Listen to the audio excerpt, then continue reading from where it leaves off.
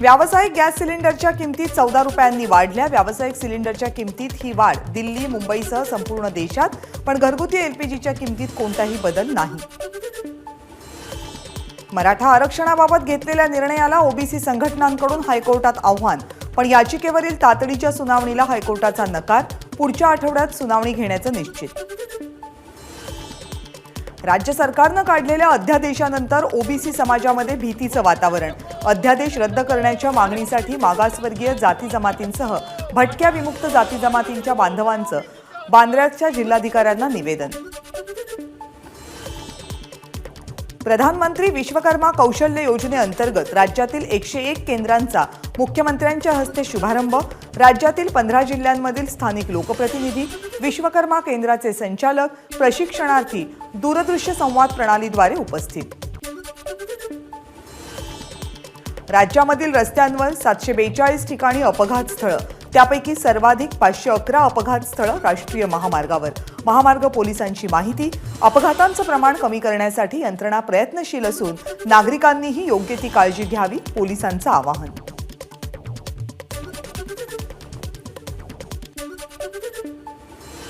आणि यानंतर पाहूयात विदर्भातल्या महत्त्वाच्या बातम्या। निवडणुका डोळ्यासमोर ठेवून आवश्यक घोषणा करण्यात आल्यात। शेतकरी, शिक्षक आणि बेरोजगारांसाठी कोणतेही नियोजन नाही, यशोमती ठाकूर यांची अर्थसंकल्पावर प्रतिक्रिया। वाईट काळात देशाला प्रगतीपथावर नेणारा हा अर्थसंकल्प, राष्ट्रवादीच्या अजित पवार गटाचे आमदार अमोल मिटकरींची प्रतिक्रिया।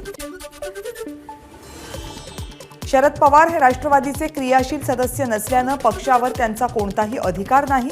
पवार आतापर्यंत मनमर्जीने पक्ष चालवत होते, मंत्री धर्मराव बाबा अत्राम यांचा गंभीर आरोप। सरकारनं महिलांसाठी नव्या योजना आणायला हव्या, अमरावतीच्या महिलांची प्रतिक्रिया।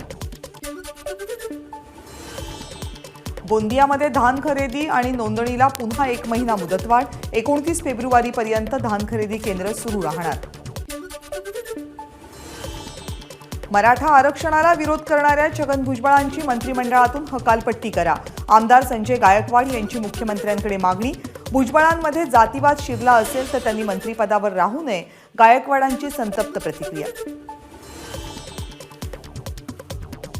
उज्जैनमध्ये धर्मशाळेमध्ये लपून बसलेल्या हिंगोलीच्या कुलस्वामींनी अर्बन पतसंस्थेच्या महिला सचिवासह तिच्या पतीला आर्थिक गुन्हे शाखेकडून आज पहाटे अटक। 10 कोटी रुपयांच्या फसवणूक प्रकरणात अटक। सारिका खर्जुले आणि बजरंग खर्जुले अशी आरोपींची नावं। छत्रपती शिवाजी महाराजांच्या पोवाड्यामध्ये अफजल खान वधाचं दृश्य साकारणाऱ्या विद्यार्थ्यांना माफी मागायला लावल्याचा धक्कादायक प्रकार समोर। अकोल्याच्या होमिओपॅथी वैद्यकीय महाविद्यालयातील घटना। यवतमाळमधल्या वणीच्या झोला फाट्याजवळ टोल गेल्यानं महिला दुचाकीवरून पडली, मागून येणाऱ्या बसनं चिरडल्यामुळे महिलेचा जागीच मृत्यू। आणि यानंतर पाहूयात मराठवाड्यातल्या आजच्या दिवसभरातल्या काही महत्त्वाच्या अपडेट्स। आज पहाटे छत्रपती संभाजीनगरच्या सिडको चौकामध्ये दुभाजकाला धडकल्यामुळे गॅस टँकर लीक, पण परिस्थिती आता नियंत्रणात। अपघातग्रस्त टँकरमधून दुसऱ्या टँकरमध्ये गॅस शिफ्ट करणं सुरू झालं। बीडमध्ये अखिल भारतीय मराठा महासंघाच्या वतीनं मराठा आरक्षणाला विरोध करणाऱ्या ओबीसी नेत्यांच्या फोटोला जोडे मारो आंदोलन। धाराशिव जिल्हाधिकारी कार्यालयावर शरद पवार गटाचं घंटानाद आंदोलन, आमदार रोहित पवार यांना ईडीनं दिलेल्या नोटीसचा निषेध। बीडमध्ये ईडी विरोधात शरद पवार गट आक्रमक, रोहित पवारांच्या ईडी चौकशी विरोधात भाजप विरोधात जोरदार घोषणाबाजी, आमदार संदीप क्षीरसागर आंदोलनात सहभागी। बीडच्या माजलगावमधल्या रोशनपुरी इथल्या रूपमाता कारखान्याच्या गव्हाणीत दुचाकीसह उडी घेत शेतकऱ्याचा आत्मदहनाचा प्रयत्न। 15 दिवसांच्या मुदतीवर कारखान्याला ऊस दिला होता, पण 1.5 महिना उलटूनही पैसे न मिळाल्यानं शेतकऱ्यानं उचललं टोकाचं पाऊल।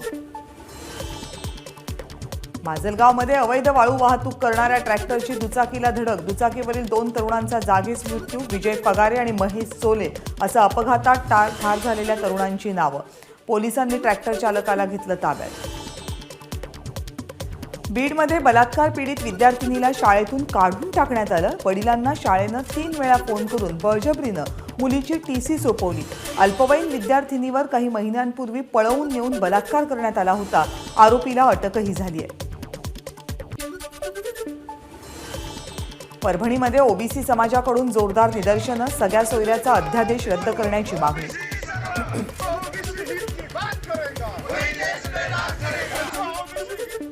आणि यानंतर काही महत्त्वाच्या अपडेट्स पश्चिम महाराष्ट्रातून.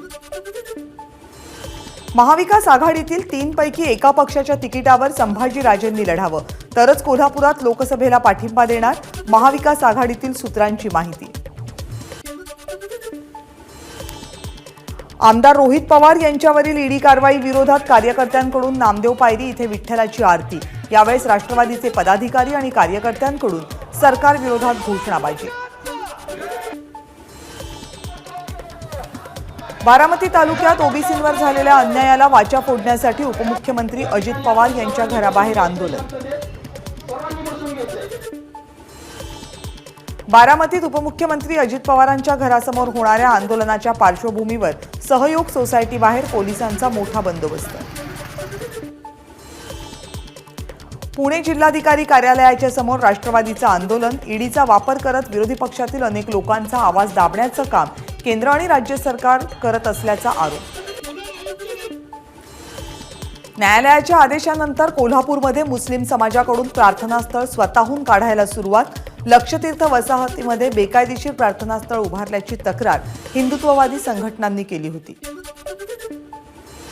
हिंदुत्ववादी संघटनांकडून अक्कलकोट शहर बंदची हाक. बंदला सकाळच्या टप्प्यात संमिश्र प्रतिसाद. अक्कलकोटमध्ये तरुणाला झालेल्या मारहाण प्रकरणी गुन्हा दाखल. 1 आरोपी अटकेत. पुढची कारवाई सुरू. दर्शनासाठी येणाऱ्या भाविकांना त्रास होऊ नये याची सर्वांनी काळजी घ्यावी. पोलीस निरीक्षक राजेंद्र टाकणे यांचं आवाहन.